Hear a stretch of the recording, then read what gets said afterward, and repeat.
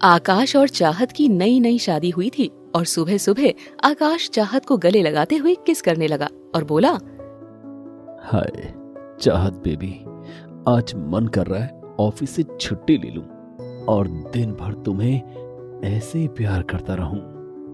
यार तुम तो बहुत कमाल की हो।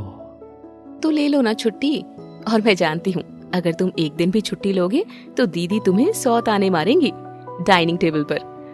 तुम जेठ जी से कम जो कमाते हो, माँ जी ने मुझे पहले ही बता दिया था, लेकिन मुझे कोई फर्क नहीं पड़ता। मैं जानती हूँ कि तुम कितनी मेहनत करते हो। मुझे तुम पर पूरा भरोसा है। देखना एक दिन तुम भी बहुत बड़े आदमी बनोगे। ओ चाहत, तुमने तो मेरे अंदर का कॉन्फिडेंस जगा दिया। अब देखना दिन दोगुनी रात चौगुनी तरक्की करूंगा। अच्छा, मैं ऑफिस के लिए तैयार हो जाता हूँ। तुम आज नाश्ते में मुझे सैंडविच खिला दो यार, आज बहुत मन कर रहा है। ठीक है, मैं जाके बनाती हूँ। चाहत रसोई में आ जाती है जहाँ उसकी जेठानी कुसुम पहले से ही खड़ी कुछ बना रही थी। चाहत टोकरी से आलू निकालकर उन्हें धोने लगती है। तभी कुसुम उसे कहती है, ये क्या, तुम आलू क्यों धो रही हो? मैंने पहले ही साबूदाना वड़ा और उपमा बना लिया है, फिर ये आलू किसे खाने हैं? वो दीदी, इन्हें आज नाश्ते में सैंडविच खाना था, इसीलिए मैं।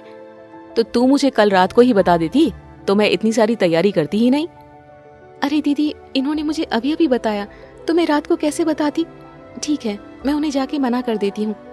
अरे नहीं नहीं, मना करना अच्छा नहीं लगेगा। उसे जो खाना है बना दे, बची हुई चीज हम दोनों मिलकर दोपहर को खा लेंगे। सच दीदी, थैंक यू, आप बहुत अच्छी हैं। चाहत के बनाई सैंडविच आकाश मजे से खाकर ऑफिस चला जाता है, लेकिन चाहत और कुसुम की सास बाला, उनको दोनों देवरानी जेठानी की दोस्ती पसंद नहीं आती। एक दिन रसोई में,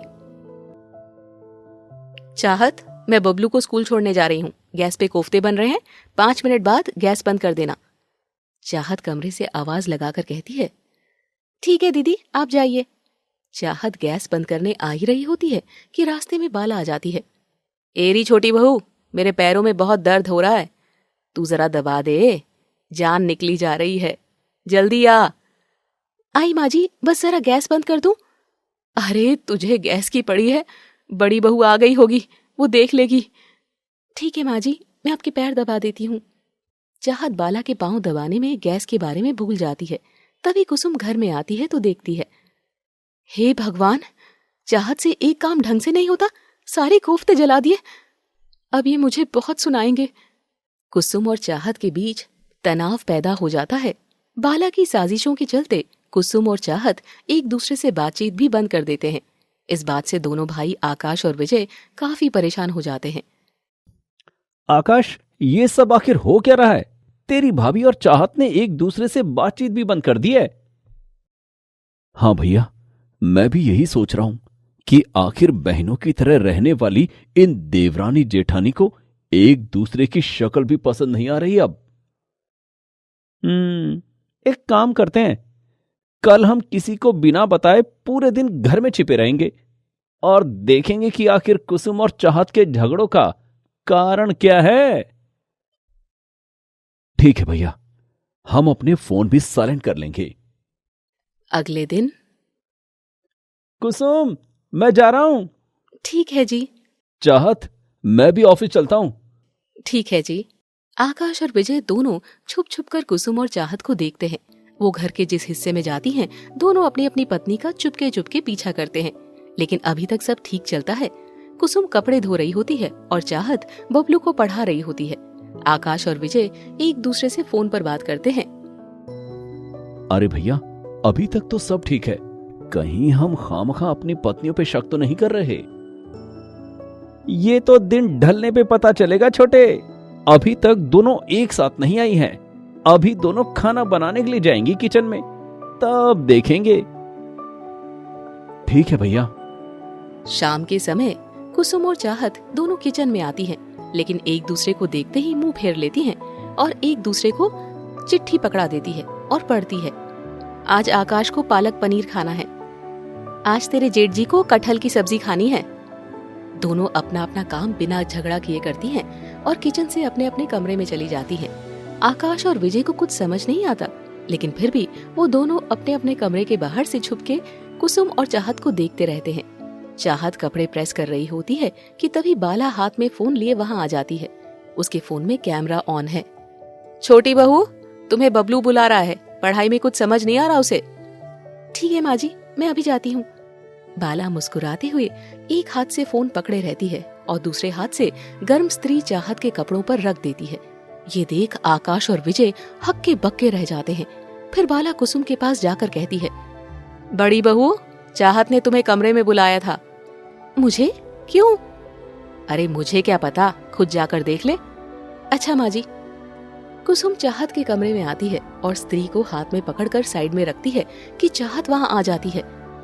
ओह गॉड, ये क्या दीदी, आपने मेरी फेवरेट साड़ी जला दी? नहीं छोटी, मैं तो अभी अभी यहाँ आई। तू चालू स्त्री इस पे छोड़कर चली गई थी।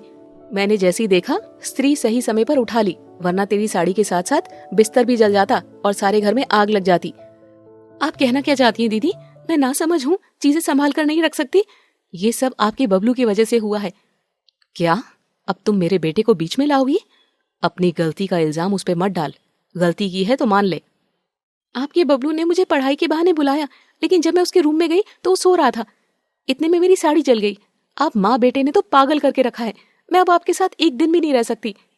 अरे तू एक दिन की बात कर रही है, मैं तो एक सेकंड भी तेरे साथ नहीं रह सकती। मैं आज ही माँ जी से कहूंगी कि घर का बंटवारा कर दे। हाँ, मैं भी। दोनों देवरानी जेठानी की नोकझोंक अब एक बड़े झगड़े में बदलती जा रही थी। इतने में आकाश और विजय ने देखा कि उनकी माँ बाला चुपके से दोनों बहू का वीडियो बना रही है। आकाश और विजय बाला को साथ लेकर कुसुम और चाहत के पास जाते हैं। अरे बस कीजिए आप दोनों। अरे आप दोनों जल्दी आ गए? गए ही नहीं थे तो आएंगे कहां से? वो सब छोड़ो, ये बताओ कि ये सब क्या चल रहा है? घर के बंटवारे की बात कर रही हो और तुम इस घर की बड़ी बहू होके जरा अकल से काम लो। सबको साथ लेके चलो कुसुम। चाहत, तुमको भी ध्यान रखना चाहिए। भाभी अगर कुछ कह रही है तो छोटे होने के नाते सुन लेना चाहिए। अरे आकाश, हम दोनों फालतू में इन्हें समझा रहे हैं, जबकि हम जानते हैं कि देवरानी जेठानी के बीच झगड़े करवा कौन रहा है। मां, अब आप सच सच बताइए कि आप चाहत और भाभी के बीच क्यों फूट डाल रही हैं? मुझे माफ कर दो बहू। दरअसल मैंने एक व्हाट्सएप ग्रुप ज्वाइन कर रखा है जिसमें मेरे उम्र के लोग हैं। वहाँ एक चैलेंज चल रहा है अपनी बहुओं को परखने का।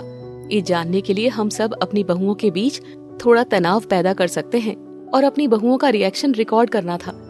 जिसकी बहुएं ना लड़ी उसको इनाम मिलने वाला था। हम अपनी बातें बहुओं को पहले ही ना बताएं, इसीलिए सभी के फोन में एक ऐप था जिसकी सारी बातें एडमिन और जज सुन सकते हैं। लेकिन मुझे हारने से ज्यादा इस बात का दुख है, जरा सा तनाव पैदा होने पर मेरी बहुएं अलग होना चाहती है। जिस घर में वो डोली में आई उसी घर का बंटवारा चाहती है। ये कहकर बाला रोने लगती है और तभी विजय उसे कहता है, अरे माँ, रोइए मत। इसमें किसी एक की गलती नहीं है। अगर आप इन दोनों के बीच में गलतफहमी नहीं डालती तो ये दोनों नहीं लड़ती और इन दोनों को भी बात खत्म करनी चाहिए थी, लेकिन इन्होंने बात बढ़ा दी। तुम दोनों माफी मांगो माँ से। मुझे माफ कर दीजिए माँ जी, आइंदा ऐसा कभी नहीं होगा। मैं पहले की तरह सबका अच्छे से ध्यान रखूंगी। हाँ माँ जी, मुझे भी माफ कर दीजिए। दीदी, आई एम सॉरी। दोनों देवरानी जेठानी एक दूसरे के गले लग जाती है। तभी विजय कहता है, और हाँ माँ, आप भी जरा ये फालतू के व्हाट्सएप ग्रुप छोड़िए। अपने मजे के लिए दूसरों के घर फोड़ने वाले ग्रुप किस काम के? दिल लगा रही हैं तो पूजा पाठ में लगाइए, दान पुण्य के काम में लगाइए। मैंने कभी मना किया है क्या? इस तरह घर की बात इंटरनेट पे उछालना सही नहीं है। हाँ माँ, मुझे लगता था कि हम नौजवानों और बच्चों को ही सोशल मीडिया का शौक है, लेकिन आप बुजुर्ग भी कम नहीं हैं। हाँ बेटा, तू सही कह रहा है। आज से बंद सारे काम, बस जपूंगी राम राम। और सब हंसने लगते हैं।